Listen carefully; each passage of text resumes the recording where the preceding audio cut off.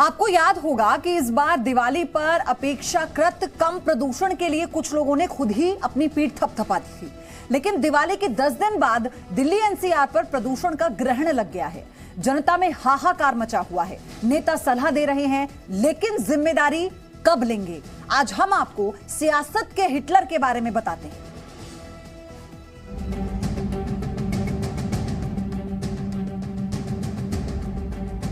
दिल्ली ही नहीं, दिल्ली के आसपास के तमाम शहरों का प्रदूषण से दम घुट रहा है। छोटे बच्चों के स्कूल बंद हैं, कई पाबंदियां लागू हैं, आदेश के बाद आदेश जारी हो रहे हैं। कहा जा रहा है कि ये राजनीति करने का वक्त नहीं है। ये वक्त फिंगर पॉइंटिंग का नहीं है, ब्लेम गेम का नहीं है। लेकिन प्रदूषण की मार से दिल्ली एक गैस चैम्बर में तब्दील हो चुकी है। लोग अपने घर में कैद रहने को मजबूर हैं। लोगों पर ये सब घर से ही हैंडीक्राफ्ट का बिजनेस करके हर महीने लाखों कमाते हैं। आपको भी ये करना है, इनसे सीखना है तो फ्रीडम ऐप को अभी डाउनलोड कीजिए। घोषित पाबंदी लगा दी गई है। बीजेपी नेता तेजिंदर सिंह बग्गा ने दिल्ली के सीएम अरविंद केजरीवाल की तुलना हिटलर से कर डाली है।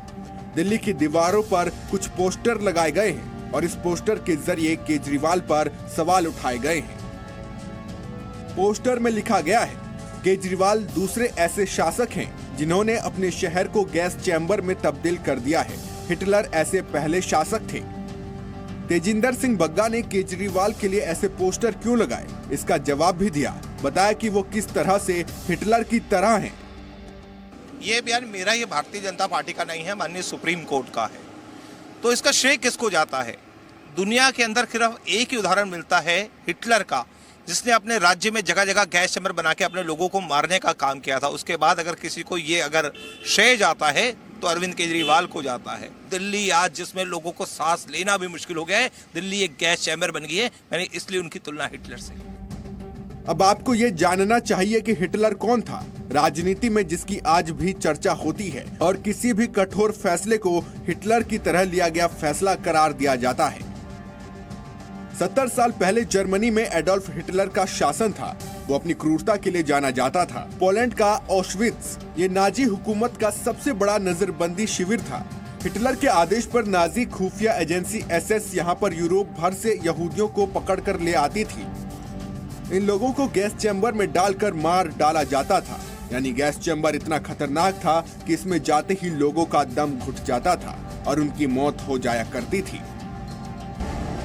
सियासी वार और पलटवार के बीच दिल्ली में आजकल भाषणों का दौर चल रहा है और जनता को नसीहत दी जा रही है कि कृपया दिल्ली को स्वच्छ रखें।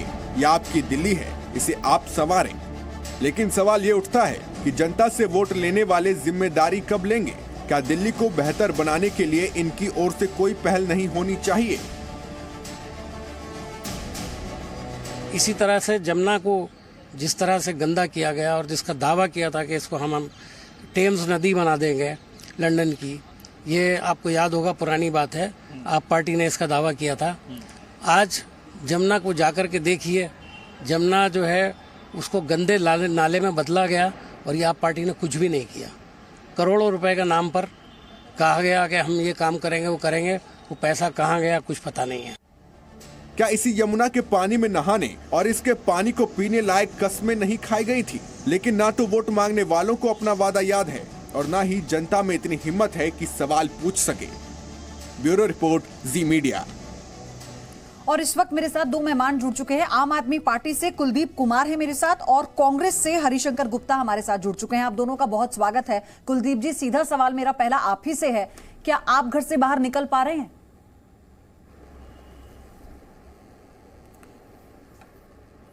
देखिए, मुझे लगता है कि पॉल्यूशन का स्तर काफ़ी ज़्यादा है और ये केवल दिल्ली में नहीं है। ऐसा नहीं है कि दिल्ली में लोग घर से बाहर निकल पा रहे हैं शशि जी। पूरे नॉर्थ इंडिया के अंदर पूरा धुएं का अंबार, पूरा गैस का अंबार और पॉल्यूशन जो है वो किसी एक स्टेट की समस्या नहीं है, पूरी नॉर्थ इंडिया की समस्या है। आप किसी भी सिटी में जाइए, चाहे नोएडा जाइए, चाहे फरीदाबाद जाइए, या आप बल्लमगढ़ जाइए, पानीपत जाइए, नरोल जाइए, बागपत जाइए, मेरठ जाइए, कानपुर जाइए, ये पूरी नॉर्थ इंडिया के अंदर की समस्या है। और इस समस्या से हम सबको मिलकर साझा तौर पे निपटना पड़ेगा। अगर हम सब लोग एक स्टेट एक को दूसरे स्टेट के ऊपर, दूसरा स्टेट तीसरे स्टेट के ऊपर अगर ऐसे ब्लेम गेम करेगा तो ठीक नहीं है। ये एक बहुत बड़ी समस्या है और इससे हम सबको निकलना पड़ेगा, इस सबके मिलकर लड़ना पड़ेगा। कैसे निकलेंगे? केंद्र सरकार का सहयोग भी चाहिए होगा, दिल्ली मान लिया आपकी बात, कैसे निकलेंगे? देखिए मुझे लगता है कि केंद्र सरकार को इसका सेंट्रल लेवल पे कोई प्लान तय करना पड़ेगा और बहुत सारे प्लान ऐसे थे जिसपे केंद्र सरकार को काम करना चाहिए था राज्यों के साथ मिलके, पूरे नॉर्थ इंडिया के साथ मिलके। क्योंकि आज पूरा आप देखोगे, अभी पूरा का पूरा नॉर्थ इंडिया की पूरी बेल्ट आप जाके देखेंगे तो एक्यूआई लेवल बहुत ऊपर है। ना तो नोएडा में लोग बाहर निकल पा रहे हैं, ना फरीदाबाद में लोग बाहर निकल पा रहे हैं, ना दिल्ली में लोग बाहर निकल पा रहे हैं। तो समस्या जो है पूरे केंद्र सरकार हवा की गुणवत्ता को सही नहीं करने दे रही है आप लोगों को, यही कह रहे हैं ना आप? नहीं, करने का विषय नहीं है ये, किसी एक स्टेट के करने से नहीं होगा। तो फिर आप क्योंकि हवा पे कोई पाबंदियां नहीं होती है, हवा पे कोई कुलदीप जी राज्य के स्तर पर क्या करेंगे? अरविंद केजरीवाल जी ने जो कहा, मुख्यमंत्री ने जो कहा माननीय, फिर आप क्या करेंगे? राज्य के स्तर पर जो चाहे डस्ट कंट्रोल करना हो, चाहे 24/7 दिल्ली में इलेक्ट्रिसिटी देकर वहां पर जेनसेट बंद करना हो, चाहे पीएनजी में कन्वर्ट करना हो, सारे बड़े उद्योगों ये तो पहले भी होता था, पीएनजी में क्या कन्वर्ट पहले करना नहीं हो, किया? ऑड इवन फॉर्मूला पहले नहीं आया? डीजल गाड़ियों पे क्या पहले अरविंद केजरीवाल के आदेश के अनुसार बैन नहीं लगाया गया? क्या बच्चों को बाहर ना निकलने, बुजुर्गों को बाहर ना निकलने की हिदायत पहले नहीं दी गई? ढाक के 3 पात हर साल हो रहा है, क्या कर रहे हैं आप लोग? मैं शशि जी वही कह रहा हूं कि ये जो है ये एक साझा समस्या है और नमस्कार, सबको मिलकर हल करना पड़ेगा। कोई एक स्टेट चाहे दिल्ली कर दे या कोई और स्टेट हरियाणा कर दे, किसी एक के करने से नहीं होगा, सभी को मिलकर करना होगा। बीजेपी से मेरे साथ जुड़ चुके हैं हरीश खुराना, हरिशंकर गुप्ता भी हैं। हरिशंकर गुप्ता जी, जिस तरह से अभी आप लोग एक दूसरे के प्रति सम्मान दिखा रहे हैं, साथ में अगर काम कर लिया होता तो शायद आज ये दिन भी ना देखना पड़ रहा होता। क्यों हरीश जी? आ रही हूँ हरिशंकर जी, ठीक कह रही हूँ ना मैं हरीश जी?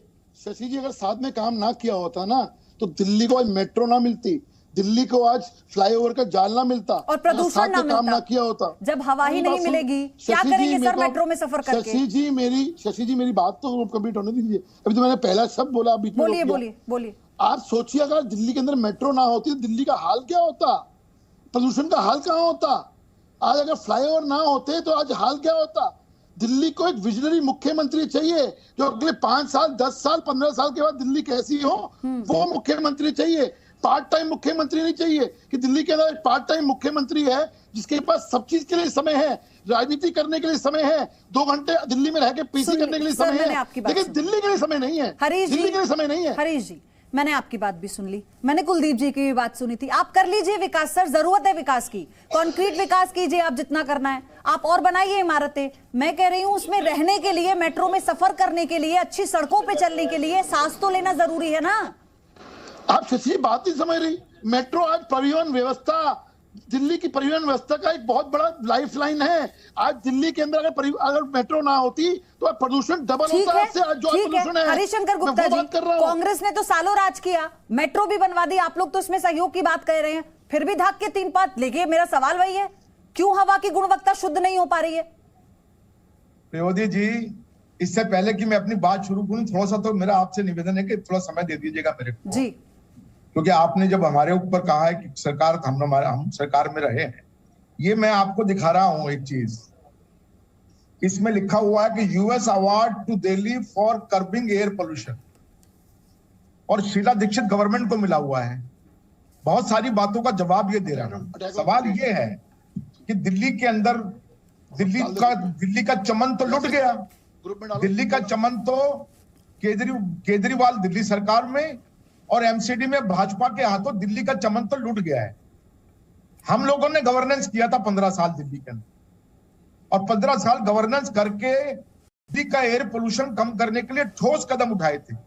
मेट्रो चलाई, 50 लाख आदमी मेट्रो में सफर करता है।